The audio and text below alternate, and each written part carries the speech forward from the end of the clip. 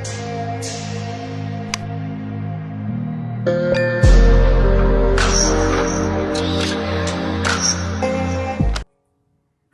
shalom, selamat malam. Ketemu lagi di Seru nih, sharing 10 menit bersama dengan saya, Lydia Listiani Haliman.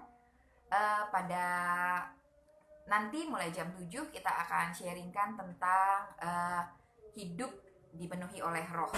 Nah, saya mendasari sharing 10 menit ini dari Galatia pasal 5 ayat 16 sampai dengan ayat yang ke-26. Kita mau berbicara soal kasih malam hari ini. Kemarin kita sudah bicara tentang pentingnya hidup dipenuhi Roh Kudus. Halo, shalom. Ya. Dan kemarin kita sudah mendapat satu penegasan dari kebenaran firman Tuhan bahwa orang harus memilih mau hidup dipenuhi roh atau hidup dipenuhi oleh keinginan daging. Namun sebelum kita sharing lebih lanjut, kita punya backsoundnya suara petasan di luar, gak apa-apa. Itu tidak mengurangi sukacita kita buat sama-sama sharing 10 menit. Jadi kalau punya pertanyaan, punya diskusi atau tanggapan, jangan lupa ketik di kolom komentar atau inbox ke inbox GBI ya. Oke, kita akan masih ada sekitar 2 menit lagi menuju ke jam 7. Kita nyanyi-nyanyi dulu ya. Saya ingin ajak kita nyanyi satu lagu tentang kasih. Kasih itu pasti lemah lembut. Kasih itu pasti memaafkan.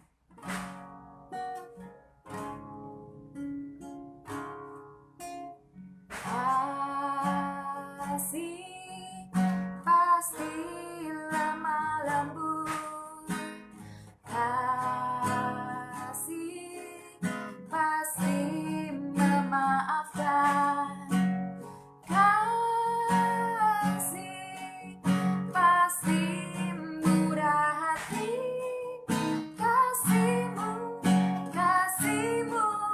Tuhan. Ajarilah kami ini saling mengasihi.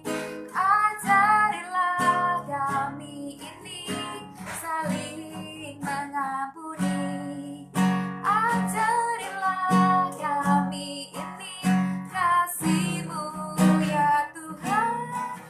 Kasih-Mu kudus tiada batasnya. Kasih pasti lemah lembut. Kasih pasti memaafkan. Kasih pasti murah hati. Kasih-Mu Tuhan. Ajarilah kami ini saling mengampuni.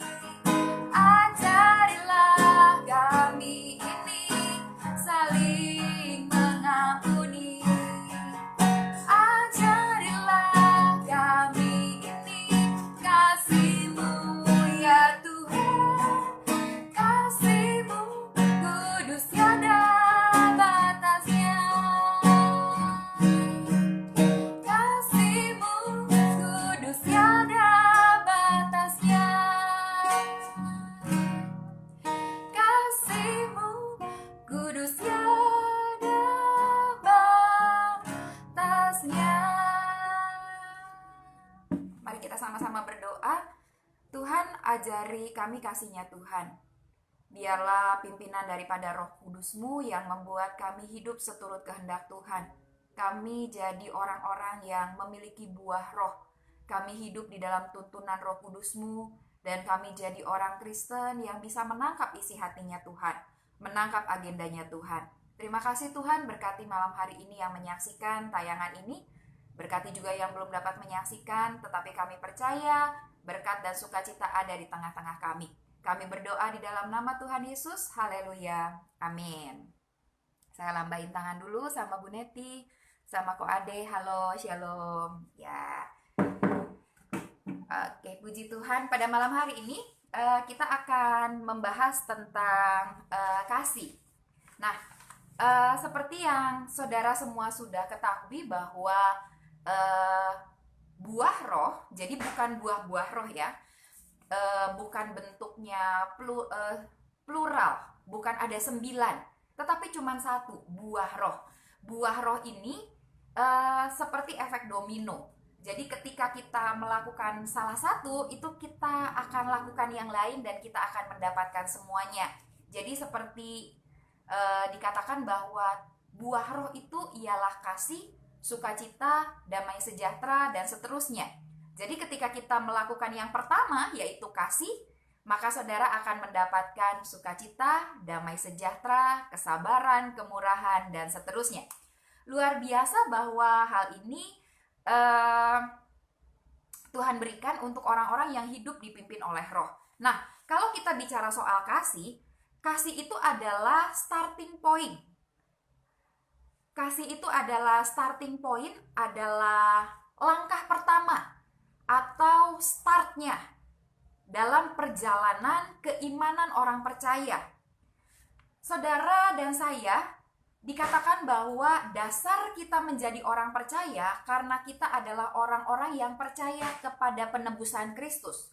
Orang-orang yang percaya kepada salib Kristus. Kita menjadi orang percaya, menjadi orang Kristen, itu dimulai dari kasih.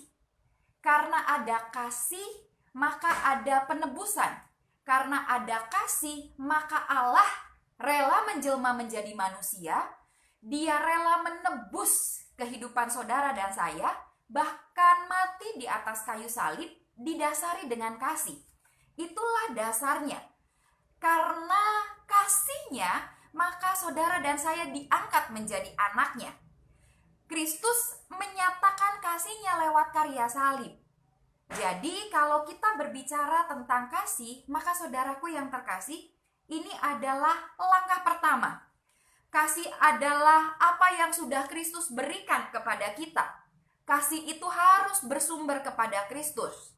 Startnya dimulai dari kasihnya yang bertindak untuk menyelamatkan kita. Kasihnya yang membuat ia rela disalibkan. Kasihnya yang membuat ia rela menanggung segala penderitaan untuk saudara dan saya. Dikatakan bahwa kasih itu adalah anugerah pertama yang Tuhan berikan kepada kita. Kasih adalah pengalaman yang terpatri dalam batin orang percaya. Artinya bahwa sebagai orang percaya, saudara dan saya baru bisa berkata saya merasakan kasih Allah kalau saudara sudah punya pengalaman. Kalau saudara sudah mengalami kasih Tuhan. Kenapa saya berkata demikian? Karena banyak orang yang berkata, saya tahu kasih Tuhan. Saya mengerti Tuhan mati buat saya. Saya tahu ia menebus dosa saya karena kasihnya. Tapi saudaraku, dia belum mengalaminya. Jadi berbeda antara tahu dengan mengalami. Antara saya tahu, itu sudah terpatri di benak saya. Diajarkan sejak sekolah minggu bahwa Yesus disalib karena cinta saya, cinta kamu, cinta semua. Itu sudah jadi pengetahuan dasar. Namun pertanyaannya adalah, sudahkah saudara benar-benar mengalami kasih Tuhan? Sudahkah benar-benar saudara mengasihi atas dasar kasih Tuhan yang sudah dinyatakan terlebih dahulu untuk kita? Nah, hal ini penting untuk kita ketahui. Kenapa? Karena saudara kita jangan mau jadi orang Kristen yang hanya tahu sekedar informasi. Kita hanya jadi orang yang tahu, tetapi harus mengalami. Kita tidak bisa klaim bahwa saya tahu kasih Tuhan, tapi belum pernah mengalami. Nah, yang paling gampang, orang yang sudah mengalami kasih Tuhan, maka dia bisa menunjukkannya. Dia bisa mengalirkannya kepada orang lain. Saudara, saya dapat pemahaman bahwa seperti kalau di rumah saudara ada penampungan air, Kalau airnya penuh, airnya full, maka bisa mengaliri, bisa teralirkan. Ada penampungan yang penuh, maka ada persediaan air. Nah, bagaimana kita bisa alirkan kasih Tuhan kalau kita tidak punya penampungan kasih? Kita tidak bisa alirkan kasih itu. Saudara, hanya orang yang mengalami kasih Tuhan saja yang kehidupannya berubah. Dia memandang hidup pun bisa bertahan di tengah-tengah penderitaan. Dia bisa mengucap syukur. Mengucap syukur bukan hanya sekedar karena berkat-berkat Tuhan. Jadi banyak orang percaya berkata, saya kenal kasih Tuhan. Dari mana saudara kenal kasih Tuhan? Oh, waktu saya sakit disembuhkan. Tuhan baik ya.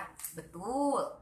Ada lagi yang berkata, oh, waktu saya tidak punya uang, Tuhan beri berkat secara materi, maka saya bisa bilang Tuhan baik. Itu pun betul. Tapi saudara, hal itu tidak akan pernah bisa membuat kita jadi mengasihi orang lain. Saudara harus tetap memandang sudut pandang yang pertama. Mengasihi itu harus didasari kepada kasih-Nya Tuhan. Starting point-nya itu adalah kasih-Nya Tuhan. Karena kasih-Nya yang begitu besar kepada kita, maka Ia rela mengaruniakan anaknya yang tunggal. Kasih-Nya lah yang membawa Kristus tergantung di kayu salib. Saudara, dengan pemahaman dan dasar ini, maka saudara bisa bersyukur atas kehidupan. Saudara bisa kuat di tengah-tengah segala penderitaan. Kenapa? Karena kita pandang orang yang menciptakan, Allah yang menciptakan semesta ini mengasihiku, bahkan rela mati bagiku. Saudara, ketika kita sudah punya dasar ini, maka kita bisa mengasihi sesama. Kita bisa hidup dalam kasih yang nyata dalam tindakan. Kita bisa mulai belajar mengasihi orang lain. Kenapa? Karena dengan dasar ini, saudara menyadari I'm nothing. Saya itu bukan siapa-siapa. Saya hanya orang tebusan.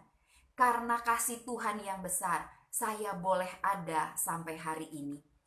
Tapi ketika kita sudah berkata bahwa saya something, saya bahkan kalau kita berkata saya everything, I'm everything, sampai akhirnya kita tidak bisa mengasihi orang lain, akan timbul kesombongan.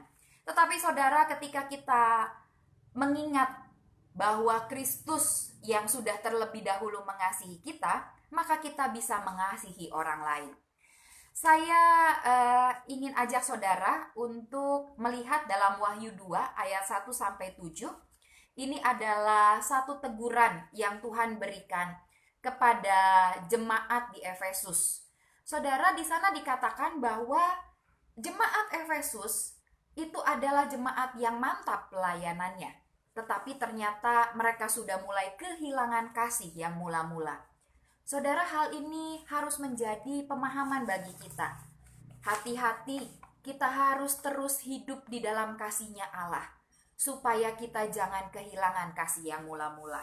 Nah, saudara, dalam penerapannya, selama kita hidup di dunia ini, kita pasti akan ketemu dengan orang yang mengecewakan.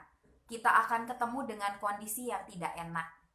Kalau buat ibu-ibu, beberapa minggu ini itu sedang dihebohkan oleh sebuah drama tentang permasalahan dalam rumah tangga karena perselingkuhan. Tapi saudaraku yang terkasih dalam Tuhan, sebagai orang percaya, ketika kita mandang salib Kristus, maka setiap orang boleh hidup dalam kasih. Ibu-ibu akan belajar mengasihi. Bapak-bapak akan belajar mengasihi. Tidak ada lagi yang namanya perselingkuhan ataupun ketidaksetiaan, tetapi akan mengasihi sama seperti Kristus mengasihi. Hari ini saya ingin ajak kita mengasihi bukan melihat dari cinta yang ada di dunia ini. Cinta dalam dunia ini mungkin pakai syarat, tetapi saudara harus mendasarkan hidup saudara kepada kasih-Nya Kristus. Kasih-Nya yang rela berkorban, kasih-Nya yang tanpa syarat. Hal itulah yang akan membuat kita, saudara dan saya, bisa hidup menerapkan kasih. Ketika saudara penuh di dalam kasih, maka kita bisa menjadi orang-orang yang mengaliri kasih. Demikianlah 10 menit berbicara tentang kasih. Saudara akan ketemu lagi dengan saya besok di dalam Seru nih, sharing 10 menit. Saudara, kalau nanti saudara ada pertanyaan atau diskusi, saya akan pakai setelah 10 menit, mungkin saya akan pakai sekitar 2 menit, 3 menit ke depan untuk membahas atau berdiskusi dengan saudara. Tapi malam hari ini saya melihat di kolom komentar belum ada tanggapan dan juga pertanyaan. Tetapi saudara, mari kita mau praktekkan kasih. Orang-orang yang dipenuhi oleh Roh Kudus, salah satu tandanya, tanda pertama adalah hidup di dalam kasih. Mengasihi seperti Kristus mengasihi tidak mudah, tetapi Roh Kudus yang akan memampukan saudara. Mari kita sama-sama tundukkan kepala. Terima kasih Tuhan untuk berkat Tuhan yang sudah Tuhan nyatakan pada malam hari ini. Biarlah damai sejahtera dari Allah, kasih dari Allah boleh ada dalam hidup kami. Ajar kami mengasihi sama seperti Engkau yang sudah terlebih dahulu mengasihi kami. Terima kasih Tuhan, berkati yang menyaksikan. Di dalam nama Tuhan Yesus kami berdoa. Haleluya. Amin. Sampai ketemu besok. Jangan lupa besok jam 8 pagi tetap ada ibadah live streaming. Kita akan sama-sama ibadah. Saudara siapkan hati terus. Saudara siapkan hati terus. Tetap bersukacita dalam Tuhan. Tuhan Yesus memberkati.